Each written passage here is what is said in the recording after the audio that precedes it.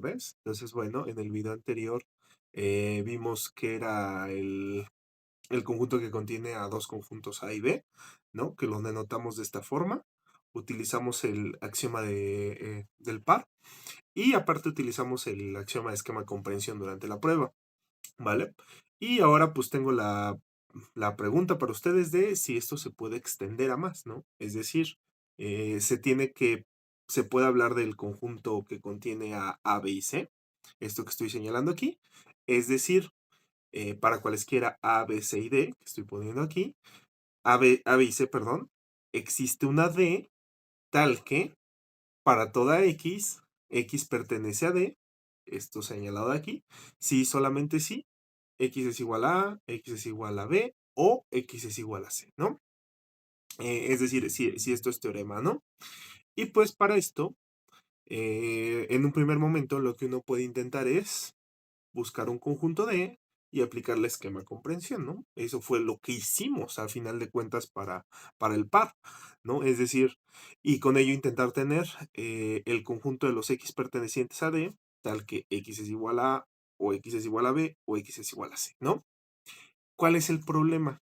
Que en el axioma del par justamente ya teníamos la C, tal que A pertenece a C y B pertenece a C.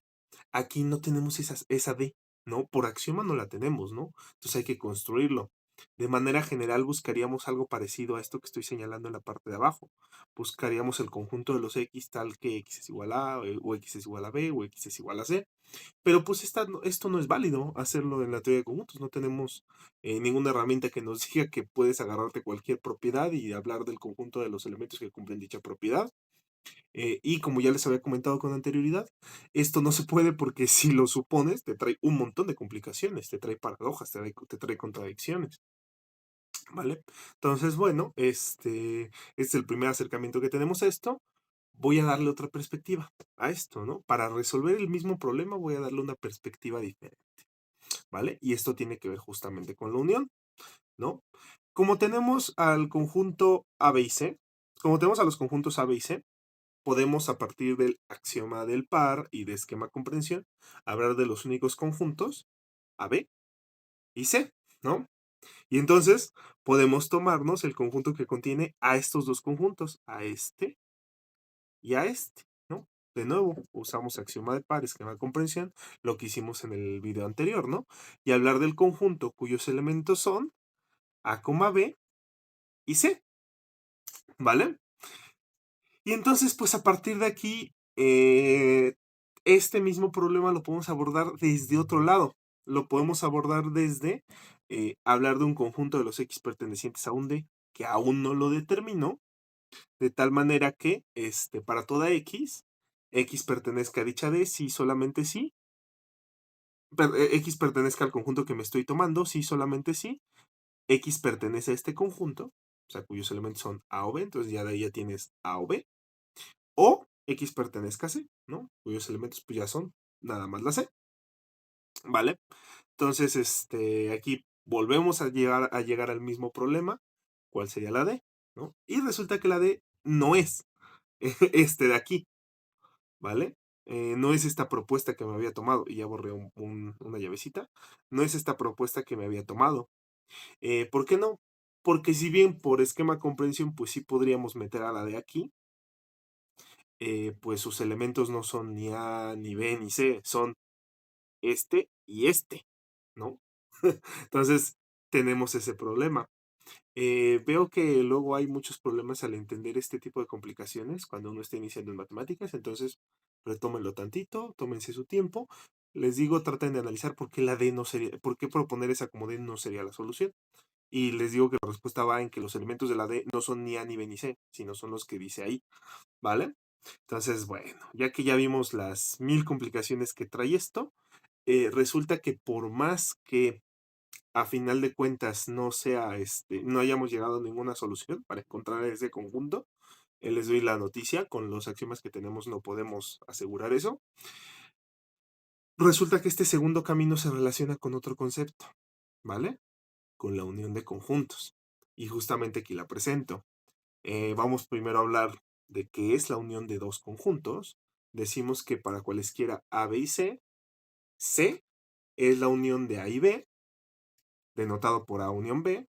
Si solamente si, para toda X pertenece a esa C, si solo si, X pertenece a o X pertenece a B. ¿Vale? Y justamente podríamos entonces resolver este problema si podemos hablar de la unión de este conjunto A, B con C, ¿no? Porque entonces ya serían los elementos que pertenecen a uno u otro. Entonces ya serían A, B o C, ¿vale? Entonces justamente por eso se vuelve interesante esta otra perspectiva a ese problema que acabo de presentar. Y pues aquí, bueno, tenemos lo que se conoce como un diagrama de Venn, explicando cómo se ve la unión de dos conjuntos, es decir, tu bolita A tiene todos sus elementos, tu bolita B tiene todos sus elementos, puede ser que compartan o no compartan elementos, pero la parte importante es que un conjunto sea la unión de los dos, quiere decir que tiene tanto todos los elementos del primero como todos los elementos del segundo, ¿no? Que es lo que estoy señalando en la parte de aquí, ¿vale? Entonces, bueno, este es el primer acercamiento, que normalmente se habla de la unión de conjuntos. Yo voy a abstraer aún más, ¿vale? Esto pues ya están a nivel licenciatura, o por lo menos ya están interesados en temas de matemáticas puras. Entonces vamos a abstraer la noción de unión de dos conjuntos para solamente hablar de la unión de un conjunto y ver que la otra era un caso particular, ¿no? Voy a introducir justamente esto, la unión de A. Y voy a ver que justamente puedo hacerlo un caso particular cuando estoy aplicando pares, ¿no? Que es esto señalado de aquí. Veamos, si yo lo que tengo es la unión del conjunto A, B, puedo hablar de que este sería el conjunto cuyos elementos son todos los elementos que pertenecen a A o que pertenecen a B. ¿Vale? Y ahorita pues parece una simple notación, pero va a adquirir más significado en un momento. ¿Por qué? Porque estoy diciendo que una X pertenece a este conjunto si y solamente si existe una Y. Esta Y en este caso solamente puede ser A o B. Existe una Y perteneciente al A, B, tal que X pertenezca a Y. ¿Vale? Estoy diciendo lo mismo. En un lado tenía A, B, A unión B, ¿no? Y en el otro lado nada más tengo que quiero tener un conjunto que se va a llamar la unión de A, B, y vamos a decir que un elemento pertenece a dicho conjunto, a la unión de A, B, si solamente si existe alguna Y, y en este caso esa Y solo puede ser A o puede ser B, tal que X pertenezca a Y, ¿vale? Y esto pues empieza a traer ventajas desde el principio, ¿no? Les digo, medítenlo tantito. Esto sería la unión de un conjunto formalmente en teoría de conjuntos. Medítenlo tantito, les digo, acá esto nos va a traer un montón de ventajas, porque imagínense que ya pudimos resolver el problema, todavía no lo resolvemos, pero imagínense que ya podemos hablar del conjunto que contiene A, B y C. Si yo quiero hablar de la unión de A, B o C, de A, B y C, es decir, de todos los elementos que pertenecen a A o pertenecen a B o pertenecen a C, pues lo que tendría es para toda X, X pertenece a la unión de ellos, del conjunto que contiene a los tres, si solamente si existe una Y tal que X pertenece a tal que X pertenece a Y bueno, existe una Y tal que Y pertenece al conjunto este, o sea, sería A, B, C, y X pertenece a Y, ¿no? Y en este caso particular, pues sería, existe una Y tal que, y bueno, como tus únicas opciones son A, B, C, entonces sería, sí, solamente sí, X pertenece a, y aquí no sé por qué le puse igual, ¿no? Es pertenece, todos estos son pertenece, ¿no? X pertenece a, o X pertenece a B, o X pertenece a C, ¿vale?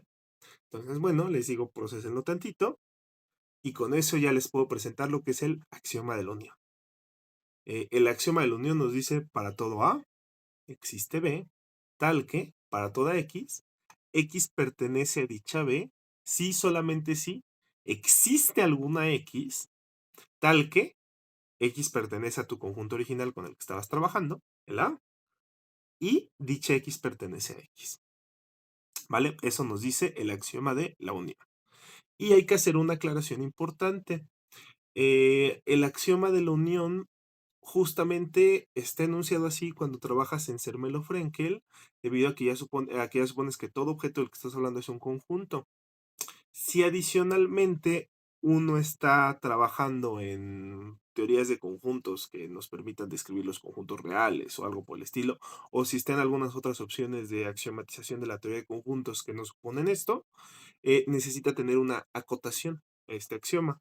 Sería para todo A, familia de conjuntos. ¿Qué es eso de familia de conjuntos? Es un conjunto que solo tiene conjuntos, ¿vale? Existe B, ese sí ya nada más dices conjunto, tal que para toda X pertenece a B, si solamente si existe X, tal que X pertenece a A y X pertenece a X, ¿no? Vamos a volver a bosquejar cómo se ve esto. Imagínense que tenemos ahora A, B, C, D, ¿no? Ni siquiera he resuelto el primer problema y estoy planteando que puede existir el conjunto que tiene estos, ¿no? Entonces, cuando hablemos de la unión de esto, ¿cómo vamos a saber si un elemento pertenece a dicha unión? Tenemos que ver si existe alguna Y perteneciente a, B, C o D, de tal forma que X pertenezca, la X que estamos buscando pertenezca a dicha Y. ¿Cuáles son las únicas opciones de la Y? Las únicas opciones son que sea A, B, C o D, ¿no? Entonces esto se me remite a ver si X pertenece a A, o X pertenece a B, o X pertenece a C, o X pertenece a D, ¿vale? E igual, simple convención, a veces para que a uno no se espante tanto de ver nuevos conceptos y tal, cuando uno diga esto, pues puede denotarlo como A unión B, unión C, unión D. Pero formalmente tenemos esto, que nos da más ventajas, porque podemos hablar en general de la unión de un conjunto. No necesitamos tener dos, ni alguna aridad mayor, ¿vale? Para cuando lo queramos introducir como funtor, ¿vale? Entonces, bueno, este es el contenido del axioma de la unión. Lo vamos a utilizar en el siguiente video, ¿vale? Nos vemos.